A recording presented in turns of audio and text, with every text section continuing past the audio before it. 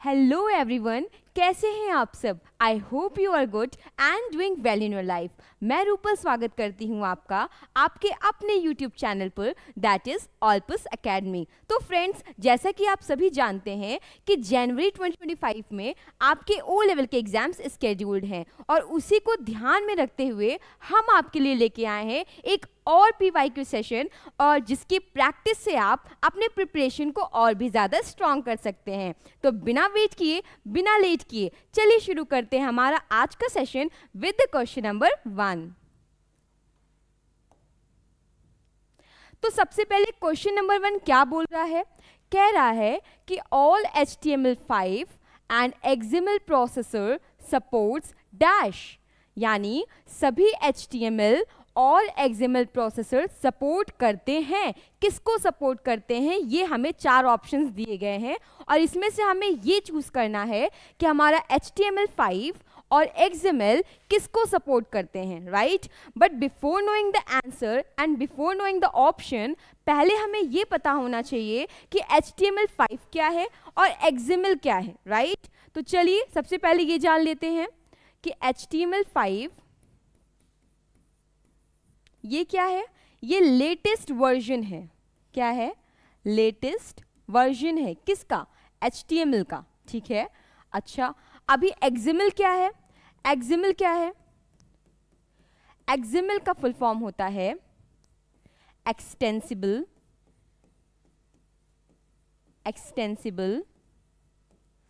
Markup languages. Extensible markup languages, ठीक है। अच्छा, ये तो हो गया XML का फुल फॉर्म और HTML5 क्या होता है ये चीज। बट अभी हमें चारों ऑप्शंस को एक बार डीपली देखना पड़ता है कि ऑप्शन नंबर ए क्या बोल रहा है। ऑप्शन नंबर ए बोल रहा है कि UTF-8 एंड UTF-16 को सपोर्ट करता है। कौन? सारे HTML5 और XML। ऑप्शन बी क्या बोल रहा है? विंडोज 1252 को सपोर्ट करता है। ऑप्शन सी क्या बोल रहा है? कह रहा है ISO 8859 को सपोर्ट करता है। और लास्ट में आपसे कह रहा है कि ऑल ऑफ द अबव, यानी ऊपर दिए गए सारे ऑप्शंस को हमारा HTML5 और XML सपोर्ट करता है, राइट? बट अभी बात आती है कि UTF क्या है। बताया था हमने लास्ट क्लास में कि UTF का मतलब होता है यूनिकोड ट्रांसफॉर्मेशन फॉर्मेट, ठीक है। और ISO क्या हो गया? ISO क्या हो गया? एक बार देख लेते हैं, ठीक है। ISO का मतलब होता है इंटरनेशनल ऑर्गेनाइजेशन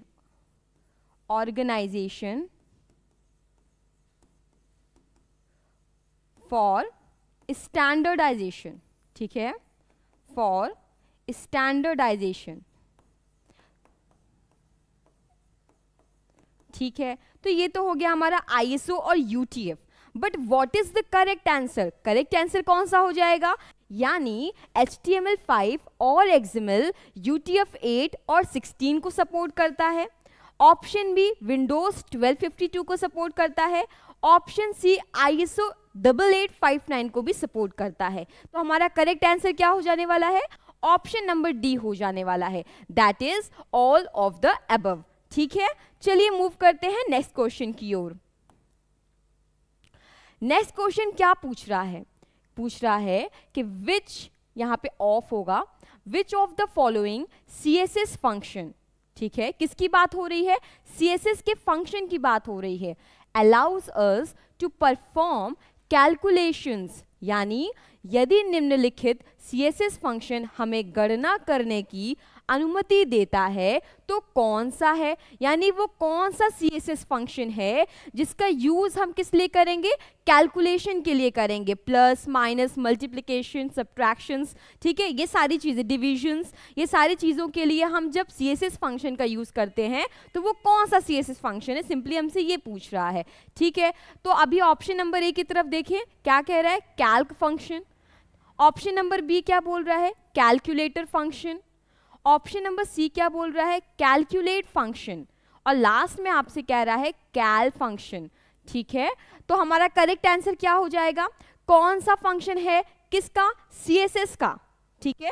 कौन सा फंक्शन है CSS का जो कैलकुलेशन करने में हेल्प करता है, तो वो आपका कैल्क फंक्शन होता है। कौन सा फंक्शन होता है, कैल्क फंक्शन होता है। तो हमारा इसमें कहाँ कैल्क फंक्शन दिख रहा है, कैल्क फंक्शन हमें ऑप्शन नंबर ए में दिख रहा है। तो हमारा करेक्ट आंसर क्या हो जाएगा, कैल्क फंक्शन हो जाएगा, ठीक है। अभी बात ये आती है CSS क्या है, फुल फॉर्म मुझे मेजरली पूछ ही लेता है ना कि CSS क्या है, तो आप क्या बताओगे, CSS में ये CSS हो गया।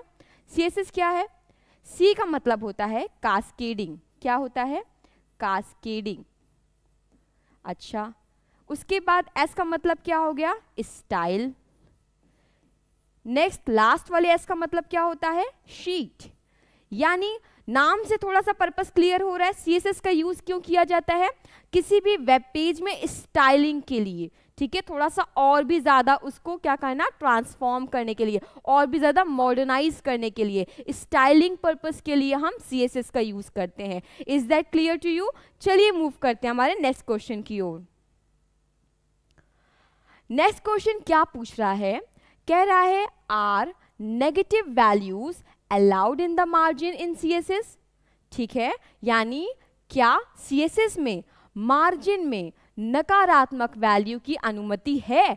आपसे सिंपली ये पूछ रहा है क्या नेगेटिव वैल्यूज हम मार्जिन के लिए CSS में यूज कर सकते हैं, ठीक है।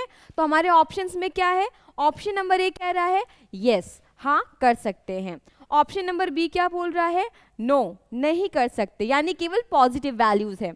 अच्छा, सी क्या बोल रहा है, कान से कहा नहीं जा सकता, कि हो भी सकता है पॉजिटिव या फिर नेगेटिव, है कि नहीं, कहा नहीं जा सकता। और लास्ट में कह रहा है मे भी, हो सकता है कि नेगेटिव वैल्यूज जो है वो मार्जिन के लिए यूज किए जाते हैं, किस में, CSS में। बट इसका करेक्ट आंसर क्या होगा, करेक्ट आंसर हमारा ऑप्शन नंबर ए हो जाएगा, दैट इज यस। यानी जब बात आती है हमारे किसकी, CSS की, तो CSS में मार्जिन की नेगेटिव वैल्यूज अलाउड होती हैं। कैसी वैल्यूज अलाउड होती हैं, नेगेटिव वैल्यूज हमारी अलाउड होती हैं। Is that clear to you.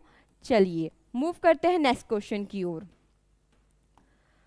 अच्छा, नेक्स्ट क्वेश्चन क्या बोल रहा है, कह रहा है to get the ordered list we use, ordered list प्राप्त करने के लिए हम किसका उपयोग करते हैं।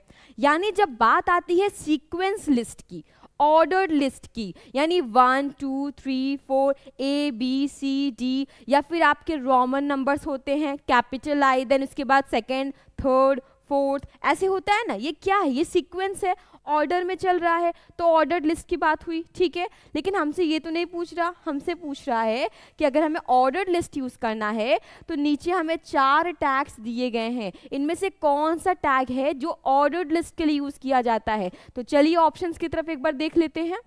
ऑप्शन नंबर ए क्या बोल रहा है, H1 टैग, ठीक है। ऑप्शन नंबर बी क्या बोल रहा है, UL tag. Option number C क्या बोल रहा है, OL टैग। और लास्ट में डी क्या बोल रहा है, ML टैग। अच्छा, जब बात आती है ऑप्शंस की, ठीक है, तो एक बार हम ऑप्शंस को भी क्लैरिफाई कर दें और लास्ट में हम आपको इसके आंसर्स को डिफाइन कर देंगे, ओके। चलिए, H1 की जब बात आती है तो H1 टैग किस लिए यूज किया जाता है, किस लिए यूज किया जाता है, जरा बता दीजिए। ये हाईएस्ट हेडिंग के लिए, ठीक है, या फिर आप इसे लार्जेस्ट हेडिंग कह सकते हैं कि नहीं, ये हमने क्रॉस कर दिया। सबसे बड़ा वाला जो आपका हेडिंग होता है वो ही H1 के लिए यूज किया जाता है। लार्जेस्ट हेडिंग के लिए अगर आपको यूज करना है तो आप क्या यूज करोगे, H1 टैग का यूज करोगे। अच्छा, H1 के बारे में एक और बात बता दूं कि जो H1 टैग होता है ये पेयर्ड टैग है। कैसा टैग है, पेयर्ड टैग है, मतलब कि H1 का ओपनिंग टैग भी होगा और इसका क्लोजिंग टैग भी होगा। चलिए नेक्स्ट क्या बोल रहा है, नेक्स्ट हमसे बोल रहा है UL टैग। UL में U का मतलब क्या हो गया, U का मतलब हो गया अनऑर्डर्ड। U का मतलब क्या हो गया हमारा, अनऑर्डर्ड, अनऑर्डर्ड। और L का मतलब क्या हो जाएगा, लिस्ट हो जाएगा। अच्छा, जब अनऑर्डर्ड लिस्ट की बात आती है तो अनऑर्डर्ड लिस्ट में हम क्या क्या चीजें यूज कर सकते हैं, जरा सा देख लेते हैं। जैसे अगर आपको बुलेट यूज करना है, ऐसा बुलेट को हम डिस्क भी बोलते हैं, आप इसको बोल सकते हो क्या, बुलेट बोल सकते हो, ठीक है, या फिर आप इसको डिस्क भी बोल सकते हो। तो अगर आपको ये टाइप का यूज़ करना है लिस्ट में तो आप ये यूज़ कर सकते हो, अगर आपको ये नहीं बल्कि सर्कल यूज़ करना है तो आप सर्कल भी यूज़ कर सकते हो। किसके अंदर हम लोग यूज़ कर रहे हैं? अनऑर्डर्ड लिस्ट के अंदर यूज़ कर रहे हैं। इसका कोई सीक्वेंस नहीं होता, इसलिए हम इस फॉर्म में यूज़ करते हैं। अगर आपको स्क्वायर यूज़ करना है तो आप स्क्वायर यूज़ कर सकते हो। ये थोड़ा सा रेक्टेंगल बन गया है, ठीक है, स्क्वायर के लिए कर सकते हैं। तो हम लोग ये सारे जितने भी हम आपको आइटम्स बता रहे हैं वो सारे अनऑर्डर लिस्ट के अंदर आते हैं। क्लियर हो गया? तो ये बात हो गई अनऑर्डर लिस्ट की। इसके बाद क्या बोल रहा है? ओएल बोल रहा है। ओएल में ओ का मतलब क्या हो गया? ऑर्डर्ड हो गया। ओएल में ओ का मतलब क्या हो गया? ऑर्डर्ड हो गया, ठीक है, ऑर्डर्ड हो गया। एल का मतलब क्या हो गया?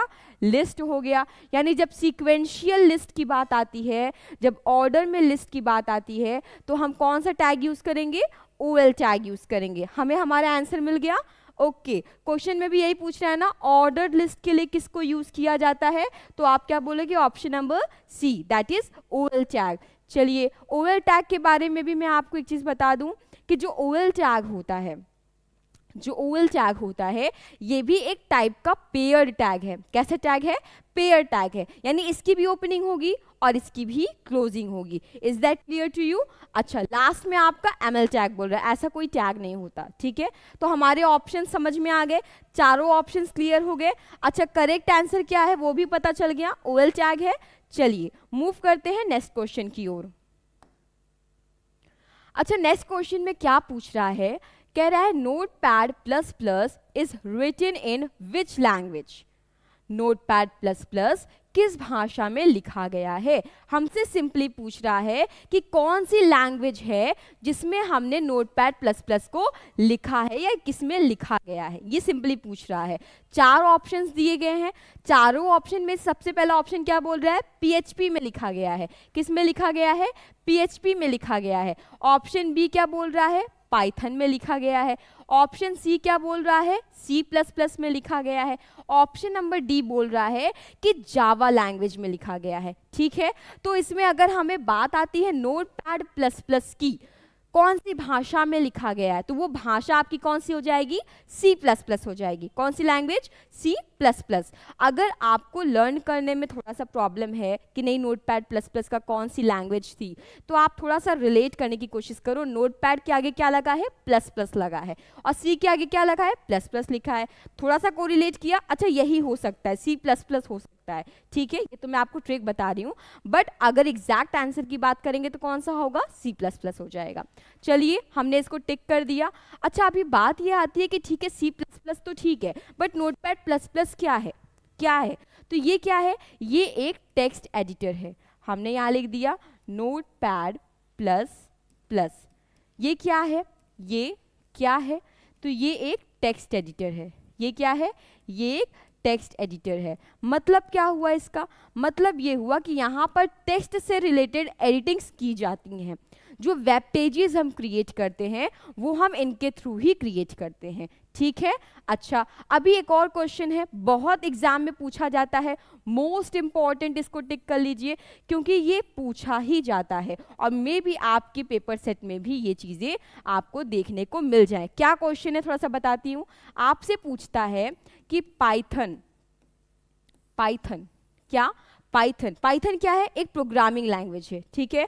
तो पाइथन जो एक प्रोग्रामिंग लैंग्वेज है, ये लैंग्वेज किस भाषा में लिखी गई है? यानी लैंग्वेज को भी किसी एक भाषा में लिखा जाता है, और वो पाइथन की जो प्रोग्रामिंग लैंग्वेज होती है इसको किस लैंग्वेज में लिखा गया है? बिल्कुल इसका अपोजिट। यानी नोटपैड प्लस प्लस में हमें सी के आगे क्या लिख दिया गया? Plus plus. तो यहाँ पे क्या हो जाएगा? यहाँ पर हमारा सी लैंग्वेज हो जाएगा। क्या हो जाएगा? सी लैंग्वेज हो जाएगा। क्लियर हो गया? मतलब अगर आपसे ये पूछा जाएगा कि पाइथन प्रोग्रामिंग लैंग्वेज किस भाषा में लिखा गया है, क्या बोलोगे आप? सी लैंग्वेज बोलोगे। नोटपैड प्लस प्लस किस लैंग्वेज में लिखा गया है? सी प्लस प्लस में लिखा गया है। क्लियर हो गया? चलिए मूव करते हैं नेक्स्ट क्वेश्चन की ओर।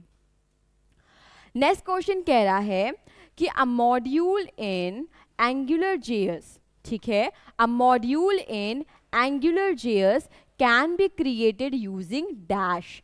मतलब AngularJS में एक मॉड्यूल डैश का उपयोग करके बनाया जा सकता है। ठीक है, तो यहाँ पर हमें क्या दी गई हैं, मॉड्यूल्स दी गई हैं और हमसे बोल रहा है कि कौन सा करेक्ट आंसर होने वाला है। ठीक है, हमसे सिंपली ये पूछ लिया कि एंगुलर जीएस में एक मॉड्यूल है, वो कौन सा मॉड्यूल है, डैश, उसको लिखो, का उपयोग करके इनमें से कोई एक ऑप्शन होगा जो कि मॉड्यूल होगा किसका, एंगुलर जीएस का, जिसका यूज करके हम क्या कर सकते हैं, करके बनाया जा सकता है। ठीक है, तो इसमें 4 ऑप्शंस दिए गए हैं, कौन सा करेक्ट है, ठीक है, वो हमें पता करना है। तो पहला ऑप्शन बोल रहा है एंगुलर जीएस डॉट मॉड्यूल। ठीक है, ऑप्शन बी क्या बोल रहा है, module dot Angular, module dot Angular. Option C बोल रहा है एंगुलर डॉट मॉड्यूल्स और लास्ट में आपसे कह रहा है एंगुलर डॉट मॉड्यूल। तो इसका करेक्ट आंसर क्या हो जाएगा, कौन सा मॉड्यूल होता है एंगुलर जीएस का, तो आप क्या बोल दोगे, option number D, that is angular dot module. ठीक है, तो इसका करेक्ट आंसर पता चल गया, ऑप्शन नंबर डी। चलिए मूव करते हैं नेक्स्ट क्वेश्चन की ओर। अच्छा, नेक्स्ट क्वेश्चन क्या बोल रहा है, कह रहा है which of the following IDE, IDE का फुल फॉर्म पूछ लेता है, मोस्ट इंपॉर्टेंट है। आईडीई का मतलब क्या हो गया, ब्रैकेट में मेंशन्ड है, इंटीग्रेटेड, आई का मतलब इंटीग्रेटेड, डी का मतलब डेवलपमेंट, ई का मतलब एनवायरमेंट, तो इंटीग्रेटेड डेवलपमेंट एनवायरमेंट। आगे क्या बोल रहा है, are used for the development of Angular JS. इसमें से आपको 4 ऑप्शंस दिए हैं, आपसे पूछ रहा है कि इसमें से कौन सा आईडीई है जिसका यूज करके हम एंगुलर जीएस को डेवलप कर सकते हैं। एंगुलर जीएस के विकास के लिए निम्नलिखित में से किस इंटीग्रेटेड डेवलपमेंट एनवायरनमेंट का उपयोग किया जाता है। ठीक है, 4 ऑप्शंस दिए हैं, 4 में से सबसे पहले हम ऑप्शन नंबर ए देखते हैं, क्या कह रहा है, Sublime Text. Option number B क्या बोल रहा है, इक्लिप्स। ऑप्शन नंबर सी बोल रहा है विजुअल स्टूडियो और लास्ट में आपसे कह रहा है ऑल ऑफ द अबव। ठीक है, इसमें 4 ऑप्शंस दिए गए हैं, तो आपका इसमें करेक्ट आंसर कौन सा हो जाने वाला है, कौन सा हो जाने वाला है, तो वो आपका हो जाने वाला है लास्ट में, that is all of the above. Clear? अच्छा, चलिए मूव करते हैं हमारे नेक्स्ट क्वेश्चन की ओर। अच्छा, नेक्स्ट क्या है, नेक्स्ट कह रहा है how will you change, how will you change, यहाँ पे एस नहीं होगा, how will you change the font for a text. किसी भी टेक्स्ट का फॉन्ट चेंज करना है तो कैसे चेंज करेंगे, आप किसी टेक्स्ट का फॉन्ट कैसे बदलेंगे, ये जनरली पूछ रहा है। ऑप्शन नंबर ए में क्या बोल रहा है, कह रहा है सबसे पहले हम क्या करेंगे, पी। ठीक है, पी मतलब पैराग्राफ के लिए होता है। देन उसके बाद हमने क्या लिख दिया, font style, font style times New Roman, और हमने कॉलन लगा के आपका करली ब्रेसेस क्लोज कर दिया। जो कुछ भी वैल्यूज होती हैं वो हमेशा इन्वर्टेड कॉमा में होती हैं। ठीक है, अच्छा यहाँ पर अगर आप नोटिस करो तो ये आपका क्लोजिंग वाला है, यहाँ तो ओपनिंग वाली होनी चाहिए थी, तो ये तो बिल्कुल गलत हो गया यहीं से। ठीक है, नेक्स्ट आपसे कह रहा है कि P font family Times New Roman और लास्ट में आपसे कह रहा है टाइम्स और सेरिफ, और लास्ट में सेमीकोलन दिया, करली ब्रेसेस के साथ क्लोज कर दिया, तो ये तो लग रहा है। अच्छा, ऊपर वाले में जरा देखो, फॉन्ट स्टाइल बोल रहा है और नीचे वाले में बोल रहा है फॉन्ट फैमिली। ठीक है, सी क्या बोल रहा है, कह रहा है P font weight Times New Roman inverted comma में क्लोज्ड है, कॉमा लगा के Times, then comma, then serif and then last में सेमीकोलन के साथ करली ब्रेसेस के साथ क्लोज कर दिया है। लास्ट में कह रहे हैं इसमें से कोई भी ऑप्शन तरीका सही नहीं है किसी भी फॉन्ट को क्या करने के लिए, किसी भी टेक्स्ट के फॉन्ट को चेंज करने के लिए। तो कौन सा इसमें सही वाला होने वाला है, कौन सा सही स्ट्रक्चर आपको दिख रहा है, तो वो आपका ऑप्शन नंबर कौन सा हो जाने वाला है, ऑप्शन नंबर बी हो जाने वाला है। ठीक है, that is font family Times New Roman, then इसके बाद टाइम्स एंड लास्ट में सेरिफ हो जाने वाला है। ठीक है, अच्छा, फॉन्ट फैमिली क्या बताता है, किसी भी फॉन्ट का टाइप बताता है, किस टाइप का फॉन्ट आपको यूज करना है। ठीक है, तो इसका ऑप्शन क्या हो जाएगा, ऑप्शन नंबर बी हो जाने वाला है। चलिए मूव करते हैं नेक्स्ट क्वेश्चन की ओर। नेक्स्ट क्वेश्चन कह रहा है कि जे क्वेरी इज यानी जे क्वेरी क्या है। जे क्वेरी इज अ डैश, ये पूछ रहा है। जे क्वेरी क्या है? ऑप्शन नंबर ए बोल रहा है जावा स्क्रिप्ट की एक लाइब्रेरी है, JavaScript library. Option number B क्या बोल रहा है? JSON library. Option number C बोल रहा है जावा लाइब्रेरी, और लास्ट में कह रहा है Jason and CSS library. Actually इसको आप JSON भी बोल सकते हो और शॉर्ट में आप जेसन भी बोल सकते हो, ठीक है। तो ये चार ऑप्शंस दिख रहे हैं। पूछ रहा है जे क्वेरी के बारे में। जे क्वेरी क्या है? तो आप क्या बताने वाले हो कि जे क्वेरी एक जावा स्क्रिप्ट की लाइब्रेरी होती है, ठीक है। तो आप कौन सा ऑप्शन कलेक्ट करने वाले हो? ऑप्शन नंबर ए जो है वो आपका करेक्ट हो जाने वाला है, that is Java script library. अच्छा, ये क्वेश्चन मोस्ट इंपॉर्टेंट आप कर लो, क्योंकि ये एग्जाम में प्रीवियस ईयर में पूछा जा चुका है, ठीक है। प्रीवियस ईयर में पूछा जा चुका है, तो इसका आंसर आपको पता होना चाहिए, ठीक है। Moving to the next question. Next question में कह रहा है website is a collection of dash. Website dash का संग्रह होती है। वेबसाइट किस चीज का कलेक्शन होता है? सिंपली आपसे ये पूछ रहा है, ठीक है। तो वेबसाइट क्या होती है? कह रहा है वेब पेज का कलेक्शन है। कह रहा है वेब पेज नहीं, HTML के पेजेस का कलेक्शन है। और लास्ट में आपसे सी में बोल रहा है नहीं, बोथ A एंड B, यानी वेब पेजेस का कलेक्शन तो है लेकिन HTML के पेजेस का भी कलेक्शन है। और लास्ट में आपसे कह रहा है HTTP पेज का कलेक्शन है। तो आप मुझे ये बताओ कि वेबसाइट क्या है? वेब पेजेस का कलेक्शन है, राइट।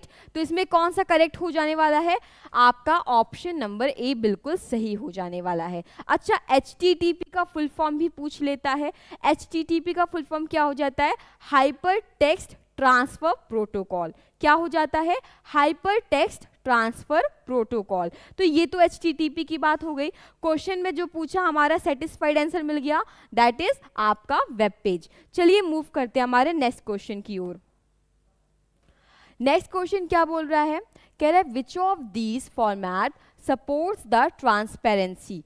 ठीक है, इनमें से कौन सा फॉर्मेट पारदर्शिता को सपोर्ट करता है, मतलब ट्रांसपेरेंसी को सपोर्ट करता है, ये पूछ रहा है सिंपली। तो चार ऑप्शंस दे दिए गए हैं। चार ऑप्शन में से सबसे पहले क्या बोल रहा है? JPEG। क्या बोल रहा है? JPEG। अच्छा, नेक्स्ट क्या बोल रहा है? PNG बोल रहा है। उसके बाद क्या बोल रहा है? GIF बोल रहा है। और लास्ट में आपसे कह रहा है JPG। ठीक है, लास्ट में आपसे बोल रहा है JPG। अच्छा, बात आती है JPEG की, तो फुल फॉर्म क्या हो जाएगा? फुल फॉर्म हो जाएगा जॉइंट फोटोग्राफिक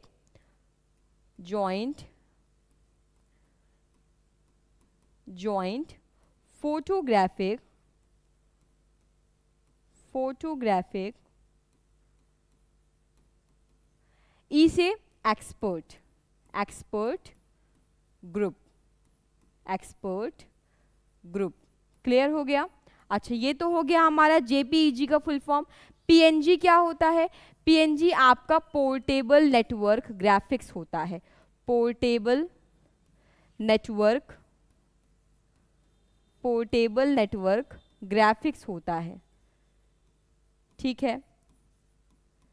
अच्छा, इसके बाद GIF क्या हो जाता है? ग्राफिक्स इंटरचेंज फॉर्मेट हो जाता है।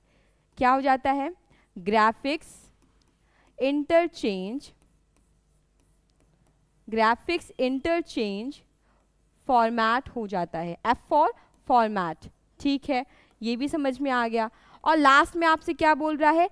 JPG बोल रहा है। अच्छा, JPG और JPEG इन दोनों के फुल फॉर्म सेम होते हैं। ठीक है, तो कभी भी आपसे पूछे कि JPG का फुल फॉर्म क्या होगा, अगेन वही सेम ऑप्शन, आपका जॉइंट फोटोग्राफिक एक्सपर्ट ग्रुप हो जाता है। पर यहाँ पर हमसे ये पूछ रहा है कि कौन सा फॉर्मेट ऐसा है जो ट्रांसपेरेंसी को सपोर्ट करता है, तो आपका करेक्ट आंसर क्या हो जाने वाला है? दैट इज PNG मतलब पोर्टेबल नेटवर्क ग्राफिक्स। चलिए मूव करते हैं नेक्स्ट क्वेश्चन की ओर।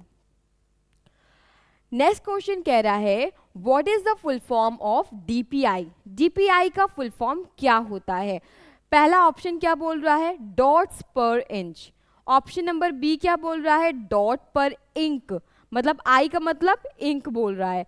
सी क्या बोल रहा है? Disk point inch. और लास्ट में डी में बोल रहा है डिस्प्ले पर इंच। ठीक है, मतलब आपसे डीपीआई का फुल फॉर्म पूछा, तो डीपीआई का फुल फॉर्म होता है डॉट्स, डी मतलब डॉट्स, पी मतलब पर, और आई का मतलब हो जाता है इंच। तो डॉट्स पर इंच आपका डीपीआई का फुल फॉर्म हो जाता है। इसमें करेक्ट आंसर कौन सा दिख रहा है? Option number A. ठीक है, तो हमने इसको बिल्कुल करेक्ट कर दिया। अच्छा, ये भी क्वेश्चन आपसे पूछ लेता है कि डीपीआई का फुल फॉर्म बता दीजिए, तो आपके माइंड में सेट होना चाहिए, ऑप्शंस देखते ही आपको तुरंत इसके मतलब टच होना चाहिए। अच्छा, वो पॉइंट है, डॉट्स पर इंच की बात हो रही है, डॉट्स पर इंच आपका करेक्ट आंसर हो जाएगा। क्लियर हो गया? चलिए मूव करते हैं हमारे नेक्स्ट क्वेश्चन की ओर। नेक्स्ट क्वेश्चन कह रहा है what does PhD stands for, यानी हमसे यहाँ पे पीएचडी का फुल फॉर्म पूछ रहा है। ठीक है, ऑप्शन नंबर ए देखते हैं। ऑप्शन नंबर ए बोल रहा है फोटोशॉप शॉपिंग डॉक्यूमेंट। ठीक है, ऑप्शन नंबर बी बोल रहा है Photoshop document, option number C बोल रहा है फोटोशॉप डिजिटल, और लास्ट में आपसे कह रहा है फोटोशॉप शॉपिंग डिजिटल। ठीक है, तो 4 ऑप्शंस दिए हैं, कह रहा है पीएचडी का फुल फॉर्म बता दीजिए। तो पीएचडी का फुल फॉर्म क्या हो जाएगा? पीएचडी का फुल फॉर्म होता है फोटोशॉप डॉक्यूमेंट। ठीक है, पीएस का मतलब क्या हुआ? Photo, photo, shop, S for shop, और डी मतलब डॉक्यूमेंट। तो फोटोशॉप डॉक्यूमेंट क्या हो गया आपका? पीएचडी का फुल फॉर्म हो जाता है। चलिए मूव करते हैं हमारे नेक्स्ट क्वेश्चन की ओर। नेक्स्ट क्वेश्चन क्या पूछ रहा है? कह रहा है what kind of colours are red, yellow and blue, यानी लाल, पीला और नीला किस प्रकार का रंग होता है? ये कौन से कलर्स होते हैं? हमने आपको लास्ट क्लास में, अगर आपको याद हो, तो हमने बताया था ना कि कुछ प्राइमरी कलर्स होती हैं, राइट? और वो प्राइमरी कलर्स कौन सी होती हैं? रेड, ग्रीन, ब्लू होती हैं। तो वही चीज यहां पूछ रहा है कि what kind of colours are red, yellow and blue. ठीक है, यहाँ पे येलो नहीं होना चाहिए, यहाँ पे ग्रीन होना चाहिए। क्या होना चाहिए? ग्रीन होना चाहिए। तो ये कैसे कलर्स होते हैं? ये आपके प्राइमरी कलर्स होते हैं। कैसे कलर्स हो जाते हैं? प्राइमरी कलर्स हो जाते हैं। ठीक है, चलिए मूव करते हैं हमारे नेक्स्ट क्वेश्चन की ओर। नेक्स्ट क्वेश्चन कह रहा है what is web hosting. Web hosting क्या है? वेब होस्टिंग क्या है सिंपली पूछ रहा है। ऑप्शन नंबर ए बोल रहा है the process of hosting a website on the internet, ये बोल दिया। ऑप्शन नंबर बी बोल रहा है the process of designing a website, यानी किसी वेबसाइट को डिजाइन करना वेब होस्टिंग कहलाता है, ऐसा हमें ऑप्शन बी बोल रहा है। सी बोल रहा है the process of developing a website, यानी वेबसाइट विकसित करने की प्रक्रिया जो होती है वो वेब होस्टिंग होती है। लास्ट में कह रहा है the process of registering a domain name, यानी डोमेन नाम पंजीकृत करने की प्रक्रिया होती है वेब होस्टिंग, ऐसा ऑप्शन नंबर डी कह रहा है। अच्छा, इसमें वेब होस्टिंग की बात आ रही है। वेब होस्टिंग का मतलब क्या होता है? मैंने आपको बताया था, किसी भी वेबसाइट को होस्ट करना, वेबसाइट होस्टिंग भी से कहा जाता है। ठीक है, तो अगर आप देखो आपको करेक्ट आंसर कौन सा दिख रहा है? करेक्ट आंसर आपका ऑप्शन नंबर ए है, the process of hosting a website on the internet, यानी इंटरनेट पर जब आप किसी वेबसाइट को पब्लिश करते हो, होस्टिंग मतलब पब्लिश करना, जब आप किसी वेबसाइट को पब्लिश करते हो कहाँ? इंटरनेट पर, तो उस प्रक्रिया को, उस प्रोसेस को हम वेब होस्टिंग कहते हैं। तो हमारा ऑप्शन नंबर ए क्या हो जाने वाला है? बिल्कुल सही हो जाने वाला है। चलिए मूव करते हैं नेक्स्ट क्वेश्चन की ओर। नेक्स्ट क्वेश्चन कह रहा है कि a website is a dash cookie, यानी एक वेबसाइट एक डैश कुकी है। कौन, मतलब जो वेबसाइट होती है वो किस टाइप की कुकी है, सिंपली यही पूछ रहा है। ठीक है, तो ऑप्शन नंबर ए क्या बोल रहा है? वोलाटाइल है। ऑप्शन नंबर बी बोल रहा है ट्रांजिएंट है। ऑप्शन नंबर सी बोल रहा है इनट्रांजिएंट है, और लास्ट में आपसे कहता है कि ये नॉन वोलाटाइल है। ठीक है, तो बात किसकी हो रही है? वेबसाइट की। तो वेबसाइट कैसी कुकी है? ये एक ट्रांजिएंट टाइप की कुकी है। कैसी टाइप की कुकी है? ट्रांजिएंट टाइप की है। तो करेक्ट आंसर क्या हो जाने वाला है? ऑप्शन नंबर बी हो जाने वाला है। चलिए मूव करते हैं नेक्स्ट क्वेश्चन की ओर।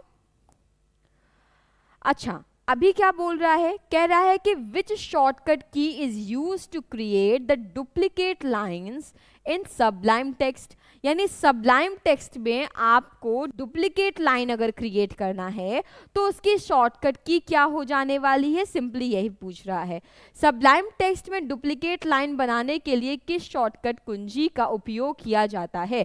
4 ऑप्शंस दिए गए हैं। ऑप्शन नंबर ए क्या बोल रहा है, shift plus control plus D, यानी शिफ्ट के साथ कंट्रोल और कंट्रोल के साथ डी प्रेस करने से आपको क्या हो जाएगा, डुप्लीकेट लाइन क्रिएट हो जाती हैं, लेकिन कहाँ, सबलाइम में। अच्छा, नेक्स्ट क्या बोल रहा है, कंट्रोल के साथ ऑल्ट, ऑल्ट के साथ डी प्रेस कर दीजिए। सी बोल रहा है ऑल्ट के साथ डी प्रेस कर दीजिए। और लास्ट में डी बोल रहा है कि इनमें से कोई भी ऑप्शन करेक्ट नहीं है। तो आपका करेक्ट आंसर क्या होने वाला है? करेक्ट आंसर होगा कि जब आप कंट्रोल के साथ शिफ्ट और शिफ्ट के साथ डी प्रेस करते हो तो आपका डुप्लीकेट लाइन क्रिएट हो जाता है। तो आपका करेक्ट आंसर क्या हो जाने वाला है?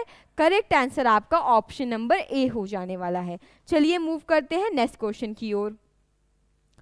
नेक्स्ट क्वेश्चन क्या बोल रहा है, कह रहा है which of the following are units of relative length in the CSS, यानी निम्नलिखित में से कौन सीएसएस में सापेक्ष लंबाई की इकाइयां हैं? तो 4 ऑप्शंस दिए गए हैं। तो इसमें से ऑप्शन नंबर ए क्या बोल रहा है, कह रहा है EM, EX, CH. Option number B क्या बोल रहा है, रैम, वीडब्ल्यू, वीएच। सी बोल रहा है वी मैक्स, वी मिन। और लास्ट में डी बोल रहा है ऑल ऑफ द अबव। तो इसका करेक्ट आंसर क्या हो जाने वाला है? पूछ रहा है कि इनमें से कौन सा यूनिट है जो कि रिलेटिव लेंथ के लिए यूज किया जाता है सीएसएस में। तो 4 ऑप्शन दिए हैं, EM, EX, CH, rem, VW, VH, V max और वी मिन। ये सारे यूनिट्स होते हैं सीएसएस में फॉर द रिलेटिव लेंथ। तो हमारा करेक्ट आंसर क्या हो जाएगा? ऑप्शन नंबर डी हो जाएगा, that is all of the above. ठीक है, चलिए मूव करते हैं नेक्स्ट क्वेश्चन की ओर। नेक्स्ट क्वेश्चन क्या बोल रहा है, कह रहे what is the general syntax of writing the var function in the CSS, यानी CSS में अगर आपको var फंक्शन क्रिएट करना है, यूज करना है, तो यूज करने के लिए, लिखने के लिए समान सिंटैक्स क्या होता है, नॉर्मल सिंटैक्स क्या होता है। ठीक है, तो सबसे पहले आपको ऑप्शन नंबर क्या बोल रहा है, ए। ऑप्शन नंबर ए बोल रहा है var। ठीक है, var के बाद var का मतलब होता है वेरिएबल। ठीक है, var के बाद स्मॉल ब्रैकेट खोला, इसको हम लोग पैरेंथेसिस भी बोलते हैं। देन इसके बाद डबल आपका हाइफन लग गया, डैश हो गया, नेम कॉमा वैल्यू हो गया। ऑप्शन नंबर बी बोल रहा है var double hyphen then name, सारे ब्रैकेट में होते हैं। ठीक है, सी क्या बोल रहा है var और उसके बाद आपकी वैल्यू ब्रैकेट के अंदर, और लास्ट में आपसे कह रहा है नन ऑफ द अबव। तो इसका करेक्ट आंसर क्या हो जाएगा? कौन सा करेक्ट सिंटैक्स है वेरिएबल के लिए, यानी var फंक्शन के लिए? तो कौन सा हो जाने वाला है आपका? ऑप्शन नंबर ए हो जाने वाला है। यानी सही तरीका, जब आप किसी var फंक्शन को क्रिएट करना चाहते हो तो उसका सही तरीका सिंटैक्स का यही है, यानी var देन उसके बाद पैरेंथेसिस के अंदर आपको कुछ इस तरीके से लिखना होता है। ठीक है, चलिए मूव करते हैं नेक्स्ट क्वेश्चन की ओर। नेक्स्ट क्वेश्चन कह रहा है which of the following has introduced text, list box, margins, borders, border colours, then colours and background properties, यानी निम्नलिखित में से किसने टेक्स्ट, सूची बॉक्स, मार्जिन, बॉर्डर, रंग और बैकग्राउंड प्रॉपर्टी को प्रस्तुत किया है? तो 4 ऑप्शंस दिए हैं और बोल रहा है ये सारी चीजें इंट्रोड्यूस की गई हैं, ये सारी प्रॉपर्टीज जो हैं ये किसके द्वारा इंट्रोड्यूस की गई हैं, सिंपली आपसे ये पूछ रहा है। ऑप्शन नंबर ए बोल रहा है HTML, hyper text markup language. B बोल रहा है PHP। सी बोल रहा है cascading style sheet CSS। Last में डी बोल रहा है एजैक्स। तो इसका करेक्ट आंसर क्या हो जाएगा? ये सारी प्रॉपर्टीज आपको CSS में देखने को मिल जाती हैं, CSS के द्वारा इंट्रोड्यूस की गई हैं। तो हमारा करेक्ट आंसर क्या हो जाने वाला है? करेक्ट आंसर हमारा हो जाने वाला है option number C, that is CSS। ठीक है, चलिए मूव करते हैं नेक्स्ट क्वेश्चन की ओर। अच्छा, नेक्स्ट क्वेश्चन क्या कह रहा है? कह रहा है service which helps an organisation to host a website on the web server। ठीक है, मतलब सेवा जो किसी संगठन को वेब सर्वर पर वेबसाइट होस्ट करने में मदद करती है वो कौन सी सेवा है। ये 4 ऑप्शंस दिए गए हैं, इसमें से पहले बोल रहा है वेब सर्विस, ठीक है। ऑप्शन नंबर बी बोल रहा है वेब होस्टिंग, सी बोल रहा है वेब मार्केटिंग और डी बोल रहा है आपसे वेब पब्लिशिंग। तो कौन सा आपको सही लग रहा है, कौन सी सर्विस है जो हेल्प करती है किसी भी ऑर्गेनाइजेशन को किसी भी वेबसाइट को होस्ट करने के लिए? तो आपका करेक्ट आंसर क्या हो जाने वाला है, दैट इज वेब होस्टिंग। क्या हो जाने वाला है, वेब होस्टिंग हो जाने वाला है। चलिए मूव करते हैं हमारे नेक्स्ट क्वेश्चन की ओर। नेक्स्ट क्वेश्चन कह रहा है कि which of the following directives is used to start an AngularJS application, ठीक है। यानी निम्नलिखित में से किस डायरेक्टिव का उपयोग AngularJS एप्लीकेशन को प्रारंभ करने के लिए किया जाता है, ठीक है। अच्छा, 4 ऑप्शन दिए गए हैं, कौन सा डायरेक्टिव है जिससे हम किसी AngularJS के एप्लीकेशन को क्या कर सकते हैं, शुरू कर सकते हैं, स्टार्ट कर सकते हैं या फिर प्रारंभ कर सकते हैं। ऑप्शन नंबर ए क्या बोल रहा है, कह रहा है ng repeat। Option number B बोल रहा है ng init। Option number C बोल रहा है ng app और लास्ट में आपसे कह रहा है ng मॉडल। तो इसका करेक्ट आंसर क्या हो जाने वाला है, इसका करेक्ट आंसर आपका ng app हो जाने वाला है, ठीक है। तो हमारा ऑप्शन नंबर सी क्या है, 110% करेक्ट है। चलिए मूव करते हैं हमारे नेक्स्ट क्वेश्चन की ओर। नेक्स्ट क्वेश्चन क्या कह रहा है, कह रहा है identify which is not the correct image class in w3.image। यानी w3.image में कौन सी इमेज क्लास सही नहीं है, ये पूछ रहा है। ऑप्शन ए क्या बोल रहा है, w3 राउंड। ऑप्शन सी बोल रहा है w3 सर्कल। ऑप्शन सी बोल रहा है w3 बॉर्डर और लास्ट में आपसे कह रहा है w3 ओवल, ठीक है। तो इसमें 4 ऑप्शंस दिए गए हैं, बोल रहा है कौन सा नहीं है, नॉट लगा हुआ है। क्या लगा है, नॉट लगा हुआ है। तो अगर आप w3 राउंड की बात करते हो तो w3 राउंड क्लास का काम क्या होता है कि जब आप कोई इमेज या कुछ भी अगर आप क्रिएट करते हो तो उसका जो एज होता है ना, सपोज ये हमारा एक इमेज है, तो जो एज है तो इस एज को इतना शार्प ना करके ऐसा थोड़ा सा कर्वी बना देता है। कैसा बना देता है, थोड़ा सा कर्वी बना देता है। तो ऐसा एज आपका हो जाएगा, बिल्कुल राउंडेड राउंडेड वाला एज बन जाता है, ठीक है, ऐसा वाला बन जाता है। ये शार्प ना होने के बजाय आपका कुछ ऐसा बन जाता है। तो ये w3 राउंड करता है। w3 सर्कल क्या करता है, वो आपके किसी भी कंटेंट को सर्कल के अंदर डिस्प्ले करता है। कोई सर्कल है, उसके अंदर आप किसी कंटेंट, किसी इमेज को डिस्प्ले करना चाहते हो तो w3 सर्कल का यूज करो। बॉर्डर किस लिए होता है, ऑल साइड पर बॉर्डर अप्लाई करने के लिए होता है w3 बॉर्डर, राइट। तो ये तीनों के बारे में तो हम जानते हैं। तो हमारा बचा क्या, option number D, that is w3 Oval. तो हमारा इनकरेक्ट आंसर, यानी अगर इस क्वेश्चन के अकॉर्डिंग देखा जाए तो हमारा करेक्ट आंसर डी हो जाने वाला है, दैट इज w3 ओवल। और इनकरेक्ट ऑप्शन जो है वो w3 ओवल ही है, यानी ये w3 के इमेज क्लास में नहीं आता है। क्लियर हो गया। चलिए मूव करते हैं हमारे नेक्स्ट क्वेश्चन की ओर। ऑप्शन नंबर डी जो है that is the correct answer of this question, ठीक है। चलिए मूव करते हैं नेक्स्ट क्वेश्चन की ओर। नेक्स्ट क्वेश्चन कह रहा है what is not correct about embedded style sheet. यानी इसमें से कौन सा ऐसा ऑप्शन है जो एम्बेडेड स्टाइल शीट के बारे में बता रहा है कि गलत है, कौन सा स्टेटमेंट ऐसा है।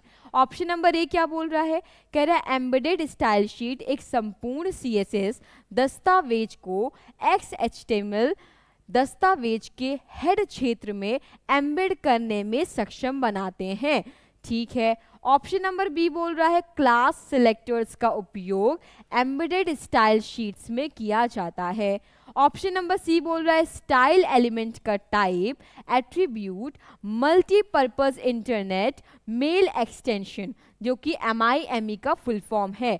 MIME का फुल फॉर्म क्या है, तो आप बोलोगे मल्टीपर्पज इंटरनेट मेल एक्सटेंशन, ठीक है। कह रहा है इसका प्रकार को निर्दिष्ट करता है जो फाइल की सामग्री का वर्णन करती है, ठीक है। ये हो गया हमारा ऑप्शन नंबर सी। डी बोल रहा है all the statements are correct. अच्छा इसमें चारों ऑप्शंस अगर आप ध्यान से देखिए तो मुझे सारे ऑप्शंस क्या लग रहे हैं, करेक्ट लग रहे हैं जब बात आती है एम्बेडेड स्टाइल शीट की बात आती है। ठीक है, तो हमारा करेक्ट आंसर क्या होगा, all the statements are correct. ठीक है, अच्छा XHTML क्या हो जाता है, XHTML मतलब extensible hyper text markup language हो जाता है। ठीक है, ये आपका XHTML हो गया। X का मतलब यहाँ पर X से नहीं स्टार्ट होता है, एक्सटेंसिबल E से शुरू होता है, एक्सटेंसिबल। ठीक है, extensible markup hyper text markup language, hyper text markup language. Clear हो गया, मार्कअप लैंग्वेज। अच्छा ये हो गया, तो हमारा करेक्ट आंसर क्या है हमने जान लिया, ऑप्शन नंबर डी है। XHTML का फुल फॉर्म पूछ लेता है तो मैंने वो भी आपको मेंशन कर दिया, एक्सटेंसिबल हाइपरटेक्स्ट मार्कअप लैंग्वेज। और लास्ट में हमने MIME का फुल फॉर्म भी जरूर याद कर लीजिए, मोस्ट इंपॉर्टेंट है, पूछ ही लेता है फुल फॉर्म, तो आप जरूर ये मेंशन कर लीजिए। MIME मतलब मल्टीपर्पज इंटरनेट मेल एक्सटेंशन होता है। ठीक है, चलिए मूव करते हैं हमारे नेक्स्ट क्वेश्चन की ओर। नेक्स्ट क्वेश्चन क्या कह रहा है, कह रहा है which filter is based on idea of photographers adding coloured filters, ठीक है, to the camera lens to tint the photo. ये बोल रहा है, कह रहा है कौन सा फिल्टर फोटो को टिंट करने के लिए कैमरा लेंस में रंगीन फिल्टर जोड़ने वाले फोटोग्राफरों के विचार पर आधारित है। ठीक है, चार ऑप्शंस दिए हैं, कौन सा सही होने वाला है। ऑप्शन नंबर ए बोल रहा है image filter, option number B बोलने वाला है फोटो फिल्टर, सी बोल रहा है आर्टिस्टिक फिल्टर, और लास्ट में डी बोल रहा है कि इनमें से कोई भी ऑप्शन करेक्ट नहीं है, that is none of these. तो इसका करेक्ट आंसर क्या हो जाएगा, बात किसकी हो रही है, बात हो रही है फोटोज की। थोड़ा सा लिंक करने की कोशिश करेंगे, फोटोज की बात हो रही है तो हमारा आंसर क्या हो जाने वाला है, फोटो फिल्टर हो जाने वाला है। क्या हो जाने वाला है, फोटो फिल्टर हो जाने वाला है। तो इसका करेक्ट आंसर देख लिया आपने। लिंक कैसे करना है, शब्दों को थोड़ा सा आप एनालाइज करो, थोड़ा सा रिलेट करने की कोशिश करो, हमें हमारा आंसर मिल जाता है। तो हमने वही किया, हमने ये लगा दिया फोटो फिल्टर, और ये बिल्कुल सही आंसर है। चलिए मूव करते हैं नेक्स्ट क्वेश्चन की ओर। Okay, so this was whole for today session. आज का सेशन कैसा लगा कमेंट में ज़रूर बताइएगा। वीडियो पसंद आया हो तो उसको लाइक करना मत भूलिए, फ्रेंड्स के साथ शेयर करना बिल्कुल मत भूलिए। चलिए मिलते हैं आपसे नेक्स्ट सेशन में, तब तक के लिए जय हिंद जय भारत।